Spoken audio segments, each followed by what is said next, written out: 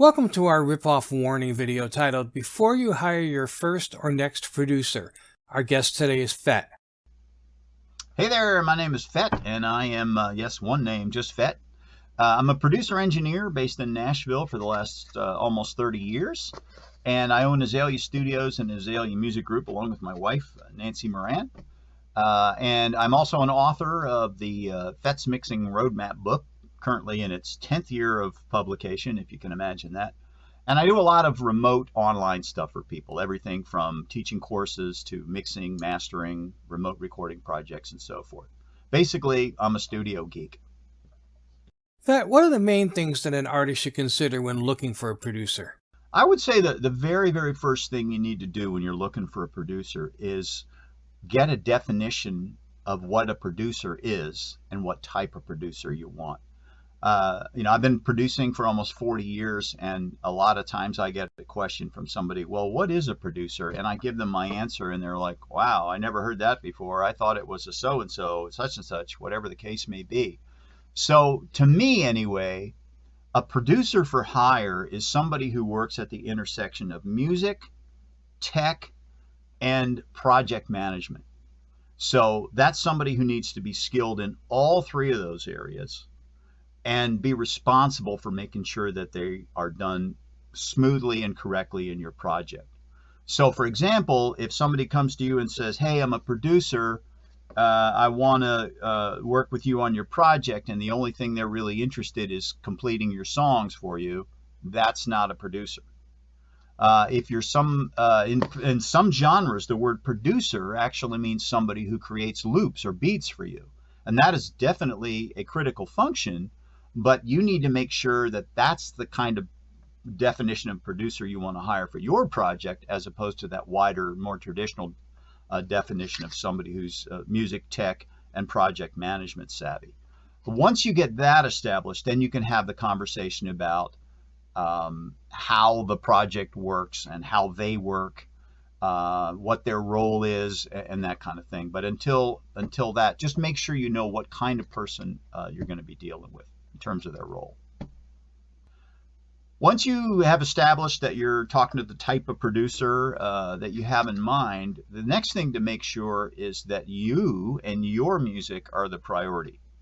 There are a lot of people out there who say they produce other people, and what they're really saying is they implement their vision on other people's music.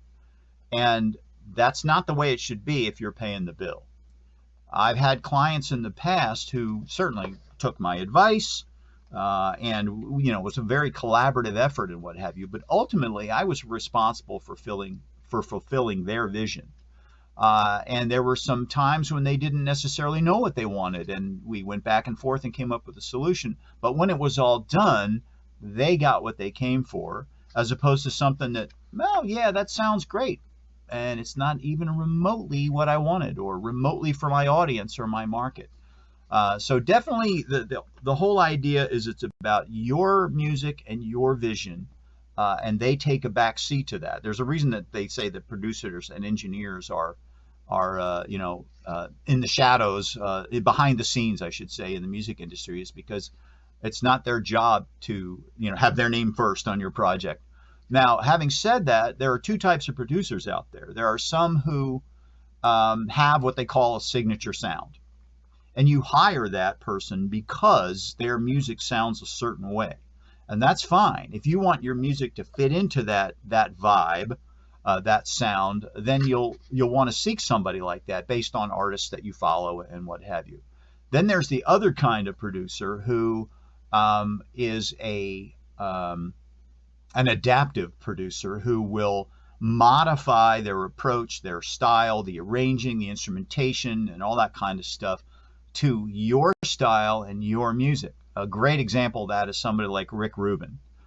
Rick Rubin has worked with everybody from Johnny Cash to the Red Hot Chili Peppers to the Dixie Chicks and a zillion people in between. And every time he works with a new artist, it's a completely different sound from the last thing he did. And a lot of that is because he lets the artists come through and let their vision rise to the top instead of saying, I'm going to put the Rick Rubin signature sound on it. There is no such thing as a Rick Rubin signature sound, and he's done okay for himself. So that's a decision you need to make. Do you want a signature sound producer or someone who's much, much more flexible and willing to do what the particular project requires? Neither's right or wrong, but they work with different types of musicians and personalities, depending on what you want. So the last two things you probably want to look for in a producer are, I would say, first of all, their reputation in the industry. Now, if they're brand new, you might Google them and look them up and not see a lot about them. Or that doesn't mean they're not a good producer or whatever. But if you do talk to other artists they've worked with, other people in the industry who you trust, you'll get a pretty good idea pretty quickly about their rep.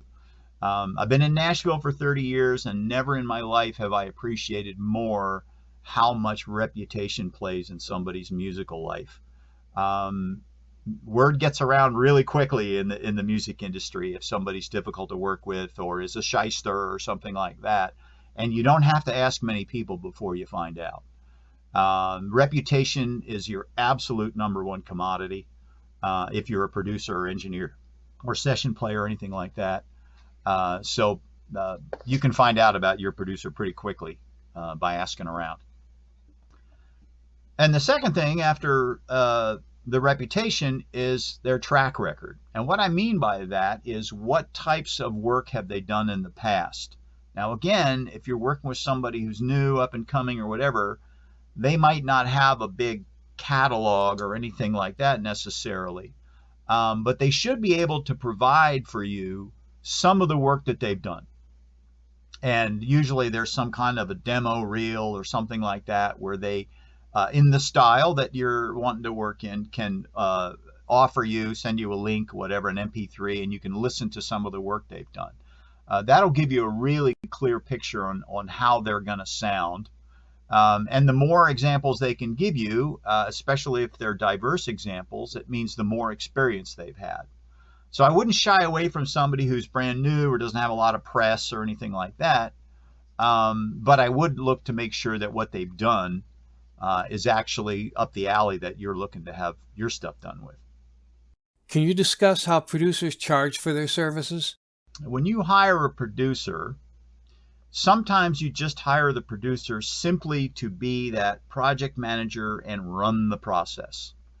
Sometimes you're asking them to produce, run the process, actually do the engineering, all the technology stuff, hire the musicians, schedule the sessions, arrange the songs, do the charts, and lots of other things. I do all of those things when I'm producing, and therefore that affects my pricing because I'm serving multiple roles. But prices do run all over the map. And what I would do is, if you're looking for a producer, contact at least 3 and discuss with them what role they play and what role you need them to play in your project, and then ask them what they should be able to give you even a ballpark figure of how much that would cost you. Then do it again, and then do it again, and you'll probably get a good idea of, assuming you're looking at the types of producers that you'd like to use, what the price range is for them. But there are people out there who will, quote, produce your song for $50, and people who will produce your song for $5,000. Neither of those is necessarily somebody you want to work with. The $50 people often are not going to be around by the time your project is finished. So that can be a problem, but they also tend to be very much the one-man band, home studio owner type people who will say, yeah, I'll produce your song, and I'll do the drums and the guitar and the keyboards and the backing vocals if you happen to be singing the lead vocals and what have you, and I'll do it for, well, $50 would be pretty low, but, a very low price. What you're getting there is somebody's level of skill, the aggregate of somebody's level of skill across all of those different instruments. That's very, very different from hiring a band with people with the absolute top level of skill on every one of those instruments. So while it may work in certain situations, the one-man band producer approach can be limiting, and they're not going to do every single thing 100% as well because nobody does. So that's a big distinction to make. If you hire a producer who does want to engineer on your project, that can be a very good thing. I'm a producer engineer, always have been. I have assistant engineers and what have you throughout the years, but generally I'm at the console. I'm doing all the recording and mixing and mastering myself. After 40 years, I've learned how to kind of separate my brain into those different places. And if your producer is a really, really good musician, they may also play on your project. And again, probably in one specialized area, not everything, not all the instruments. They should be, one of the things you're hiring for is they should be good at picking the right musicians for your songs for your project. That way, you know, when you get together and you have the band assembled, that you're going to get back to you what you hoped in your head and your vision would be the sound you want. Then that's a huge value of a really good producer, is knowing who to pick and having all those people in their virtual Rolodex, as we like to say.